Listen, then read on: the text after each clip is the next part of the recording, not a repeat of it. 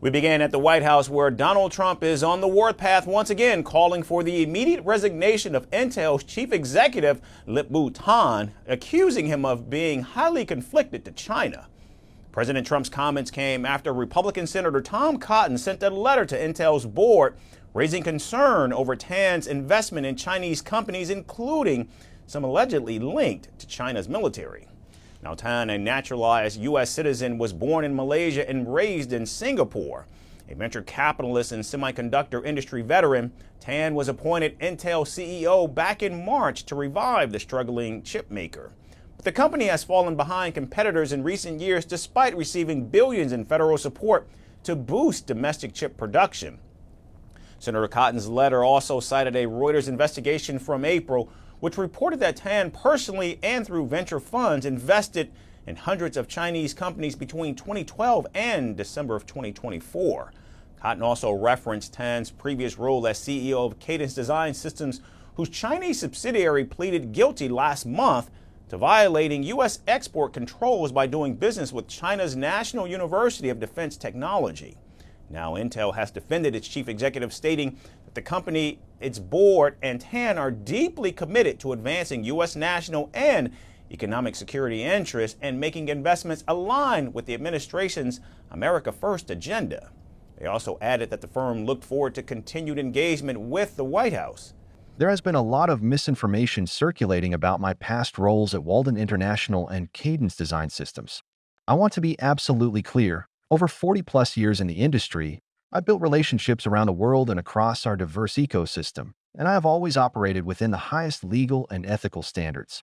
My reputation has been built on trust, on doing what I say I'll do, and doing it the right way. This is the same way I am leading Intel.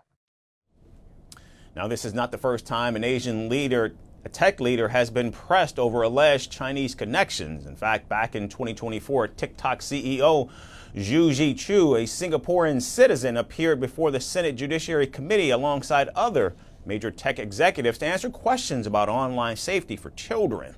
And during the hearing, Senator Cotton repeatedly questioned Zhu about his nationality and whether he had ties to the Chinese Communist Party. But Zhu stated that he's Singaporean, adding that his country does not allow dual citizenship.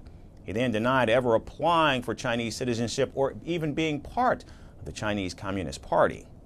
So, you said today, as you often say, that you live in Singapore. Of what nation are you a citizen? Singapore. Are you a citizen of any other nation? No, Senator. Have you ever applied for Chinese citizenship? Senator, I served my nation in Singapore. I did not. Have you ever been a member of the Chinese Communist Party? Senator, I'm Singaporean. No. Have you ever been associated or affiliated with the Chinese Communist Party? No, Senator. Again, okay. I'm Singaporean. For now, Intel's CEO remains in his role at Intel as the company navigates both business challenges and political scrutiny. But whether President Trump's latest demand will result in leadership change or spark another high-profile confrontation remains to be seen.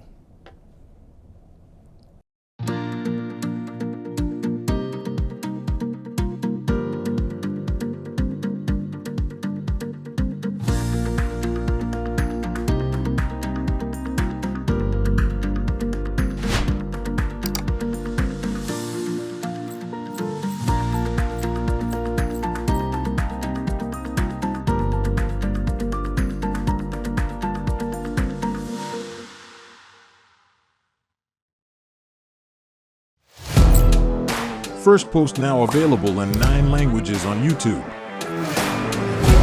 English, French, Le FMI, comme German, Geschäftsführenden Direktor Hindi, $30 trillion kakaljo.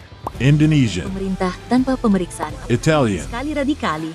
Japanese, 4 兆ドル以上も Portuguese, por causa do próprio balanço patrimonial. Spanish. Beautiful bill. Go to Settings, click on Audio Track and select the language of your choice. Be the first to know what's happening around you in your first language. Firstpost.